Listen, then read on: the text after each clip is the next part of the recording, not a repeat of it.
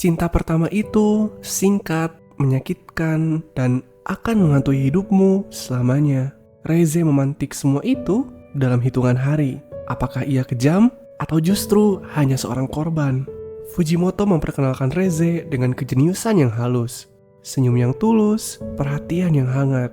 Ia melihat Denji bukan sebagai iblis, namun sebagai remaja yang layak untuk disayangi. Tapi ada alasan mengapa Reze digambarkan sebagai Jendo, nama samaran bagi wanita yang menyembunyikan siapa dirinya.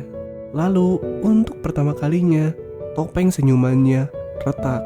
Reze tidak ragu untuk membunuh, dingin tanpa penyesalan. Tapi apakah itu benar dirinya? Reze bercerita tentang fabel Aesop, kisah tentang tikus desa dan tikus kota. Tikus kota hidup enak, namun penuh dengan resiko dan bahaya. Sedangkan tikus desa hidup susah dalam kedamaian. Sebuah kisah yang sangat menggambarkan kondisi Reze. Ia hanyalah seorang tikus percobaan, dibesarkan menjadi senjata, jauh dari kedamaian. Hidup dalam ketakutan, hanya menuruti perintah. Inilah pondasi dari tragedi karakter ini. Reze hidup tanpa memiliki hak untuk memilih. Denji hanyalah seorang target. Tapi mengapa ia tidak mengakhiri misinya saat pertama kali bertemu? Sebaliknya, ia justru mengajaknya lari dari penderitaan itu bersama. Ia memberanikan diri menjadi tikus kota.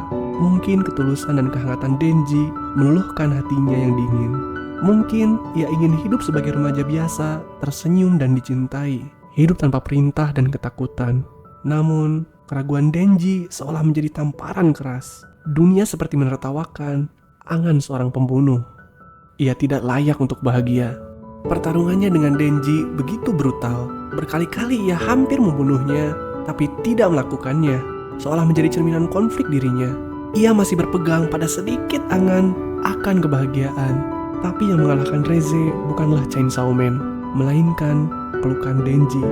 Dekapan hangat yang memadamkan ledakan Reze. Reze terbangun di pinggir pantai. Denji tidak marah dan tidak menaruh dendam. Justru ia mengajaknya untuk kabur bersama. Seakan ia memahami Reze lewat pertarungan itu, seolah jadi jawaban dari angan yang mungkin menjadi kenyataan. Reze sempat melangkah pergi, meski api harapan perlahan tumbuh di dalam dirinya.